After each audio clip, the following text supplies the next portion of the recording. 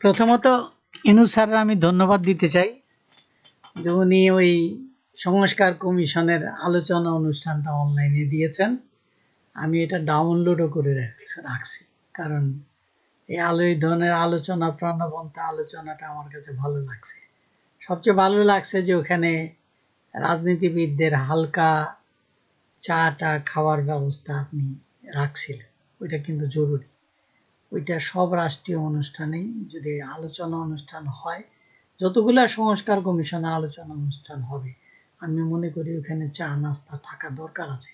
রাষ্ট্রের এইটুকু তো রাষ্ট্র আপনার করবে রাজনীতিবিদদের জন্য, এটা রাজনীতিবিদদের জন্য করা উচিত। ঠিক আছে, এটা আমি মনে করি। আমার কাছে খুব ভালো লাগছে প্রাণবন্ত জিনিস আলোচনা। ঠিক আছে, আমি ডাউনলোড করে রাখছি। আমি আপনার সব ভিডিও ডাউনলোড করে রাখি। তো কারণ একটা প্রজন্ম পর্যন্ত ডাউনলোড করে রাখতে হবে, কারণ এটা পরবর্তী প্রজন্ম যাতে বুঝতে পারে, দেখতে পারে, দরকার হয়।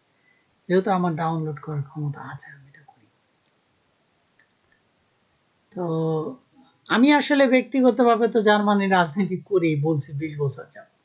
ঠিক আছে, তো আমি ব্যক্তিগতভাবে বুঝি মানুষের সামাজিক অর্থনৈতিক উন্নতির জন্য একটা রাজনীতি দরকার, সবসময় দরকার। এটা আমি নিজেই বুঝি। এটা মানসিক উন্নতির জন্য দরকার। আমি যে মানুষ হিসেবে উন্নত হয়েছি, এটা জার্মান রাজনীতির কারণে হয়েছে। জার্মান রাজনীতিটা যদি আমি না করতাম, আমি মানসিকভাবে সৎ চিন্তা, উন্নত চিন্তা এটা করতে পারতাম না। ঠিক আছে, এটা আমি শিখেছি জার্মান রাজনীতিবিদদের কাছ থেকে। তো ওই রাজনীতিটাই মানুষের জীবনের সামাজিক অর্থনৈতিক উন্নতির জন্য জরুরি। এটা সৎ রাজনীতি। সমাজে সব মানুষ রাজনীতি করে না। জার্মান সমাজ কোনো সমাজেই করে না, বাংলাদেশেও করে না। সাধারণ মানুষ করে না, সাধারণ বাংলাদেশেও করে না, এবং অনেকে রাজনীতি পছন্দও করে বাংলাদেশে।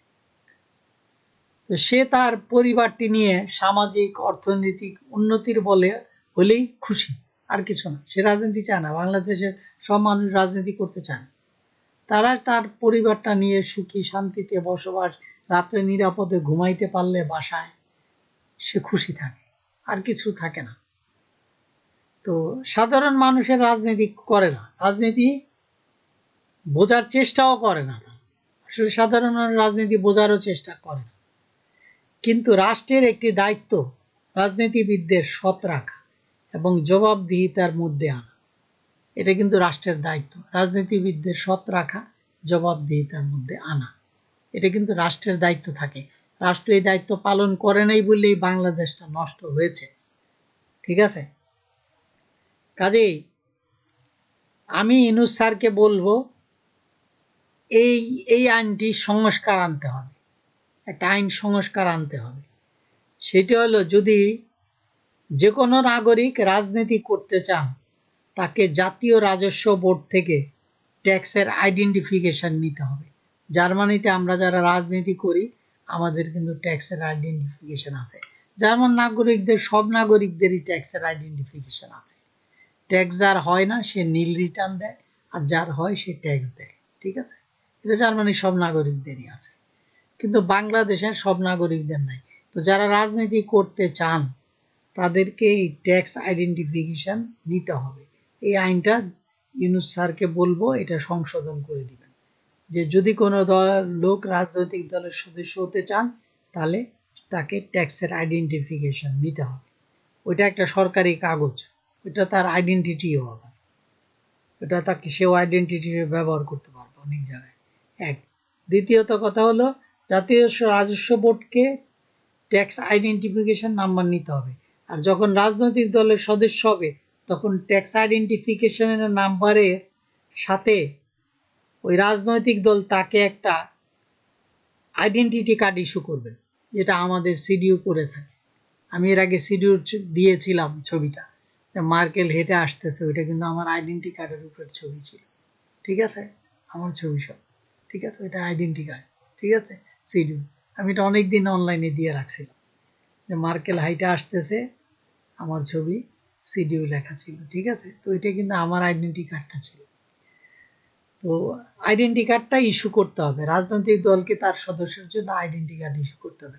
এটা প্রয়োজনীয় আইনটা সংস্কার প্রয়োজন হলে স্যার এটা সংস্কার করে দিবেন, আইনটা করে দিবেন এখন আপনার, যেহেতু আপনি প্রধান উপদেষ্টা হিসেবে রয়েছেন। তো আর রাজনৈতিক দলগুলোর সদস্যদের জন্য আইডি কার্ড ইস্যু করবেন, এটা হলো প্রত্যেকটা নিয়ম, এটাই করতে হবে আপনাকে। এটা প্রত্যেক রাজনৈতিক দলের জন্য প্রযোজ্য। ইউরোপের রাজনীতিটা কেন স্বচ্ছ? কারণ হলো রাজনীতি, ইউরোপের রাজনীতিটা স্বচ্ছ হতে হয় কারণ কি, আপনাকে ওই সবকিছুই আপনার অন্তর্ভুক্ত করতে হবে, আপনাকে সবকিছু দিতে হবে, তাকে তথ্যটা দিতে হবে, দিয়ে কাগজপত্র তৈরি করে তারপর রাজনৈতিক দলের সদস্য হতে হবে। ইউরোপের রাজনৈতিক দলের সদস্য সহজে কেউ হতে চায় না, সাধারণ নাগরিকরা কেউ হতে চায় না, ইউরোপের রাজনৈতিক দলের সদস্য সাধারণ নাগরিকরা হতে চায় না। আর বাংলাদেশে সবাই রাজনৈতিক দলের সদস্য হয়, কারণ ওই আইডি কার্ড নাই, ৩ নম্বর নিতে হয় না, রাজনৈতিক দলের সদস্য নাম করলে চাঁদাবাজি এটা ঠিক মতো করা যায়। তো এটা চাঁদাবাজি এটা বন্ধ করার জন্য ইউনূস স্যারকে এই আইনটা করে দিতে হবে। রাজনৈতিক দলের সদস্য হইলে আইডি কার্ড নিতে হবে, এবং ওই রাজনৈতিক দলও তাকে একটা আইডেন্টিটি কার্ড ইস্যু করবেন। মুখে মুখে বললে হবে না যে সে আমার সদস্য, ঠিক আছে, সে আমার এত সদস্য রয়েছে, এটা বললে হবে না। ওইটা ওই আইডেন্টি কার্ড ইস্যু করবেন এবং ৩ নাম্বার নেবেন, নেওয়ার পরে এটা করতে হবে, ঠিক আছে। এটা হলো একটা জিনিস। আর আপনার সবশেষ 2টা ভিডিও আমি দেখেছি স্যার, আমার খুব ভালো লাগছে যে রাজনৈতিক দলগুলোর সাথে যে আপনারা সংস্কার কমিশনের আলোচনা করছেন, ওইখানে কিছু চা নাস্তা খাওয়ার ব্যবস্থা ছিল, এটা খুব জরুরি স্যার। এটা যত অনুষ্ঠান হোক না কেন, মান দেশ তো জনগণের, আপনি রাজনীতিবিদদের খেয়েছেন, আপনি যদি সাধারণ মানুষের সাথেও কথা বলেন, চেষ্টা করবেন সেখানে যেন সরকার যেন একটু চা নাস্তার ব্যবস্থা রাখে।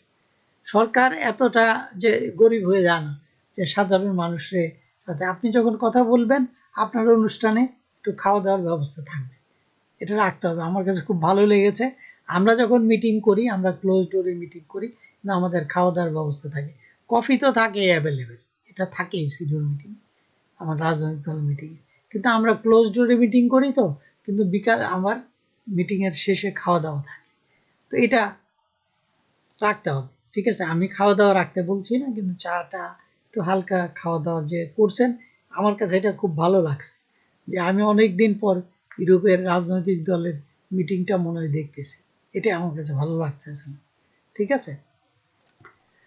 আর যে সমস্ত রাজনৈতিক নেতারা সংস্কার কমিশনের সাথে আলোচনায় গেছেন, তাদের জন্য এই এই সমস্ত ব্যবস্থাগুলো রাখবে না, ঠিক আছে। তো আর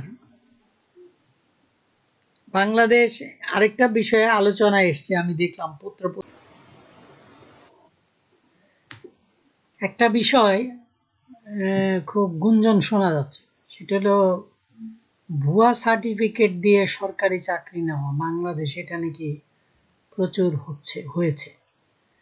তো বিগত 16 বছরে, তার আগেও হয়েছে, এটা স্বাধীনতা 53 বছরে এই জিনিসটা হয়েছে। এটা যেহেতু সরকারি কর্মচারীদের সরকারি সার্টিফিকেটগুলো ভেরিফিকেশন হয় নাই, সেজন্য এই অপকর্মটা চলেছে। অনেকে নাকি অনেক বড় বড় পদেও চলে গেছেন, এই সমস্ত ঘটনা ঘটেছে। আমি মনে করি স্যার যে বাংলাদেশের সরকারি কর্মচারীদের সার্টিফিকেট ভেরিফিকেশনের একটা ব্যবস্থা করতে হবে। সেটা হলো যে উনি যখন ইনক্রিমেন্ট পাবেন তখন উনি সমস্ত সার্টিফিকেট প্লেস করবেন, তারপর ওনার ভেরিফিকেশন রিপোর্ট আসলে পরে উনি ইনক্রিমেন্ট পাবেন। ওনারা যখন প্রমোশনটা হবে, ওই প্রমোশনটা হওয়ার সময় সমস্ত সার্টিফিকেট জমা দিবেন, তারপরে ওগুলো ভেরিফিকেশন হওয়ার পরে ওনার প্রমোশনটা হবে। এই সরকারি কর্মচারীদের ক্ষেত্রে এই আইনটা সংশোধন করে দেওয়াটা খুব জরুরি, তাহলে স্যার অনাচারটা বন্ধ হয়ে যাবে। এই অনাচারটা কিন্তু দীর্ঘদিন ধরে চলতেছে, এটি ওই অভিযোগটা আমার কাছে বহুবার বহু লোকজন বলছে, আমি বলিনি, কারণ কি যে আমি বুঝেছিলাম যে রাজনৈতিক সরকারের কাছে বলে এটা লাভ নেই, আমি আরো শত্রু হব, ঠিক আছে। তো কাজেই এই কাজটা মনে হয় করা দরকার, এটা করবেন যাতে সরকারি কর্মচারীদের পেনশনের সময় ওই ভেরিফিকেশন হবে সার্টিফিকেট এবং শেষ সময় ভেরিফিকেশন হবে। ঠিক আছে, থ্যাংক ইউ, ভালো থাকবেন।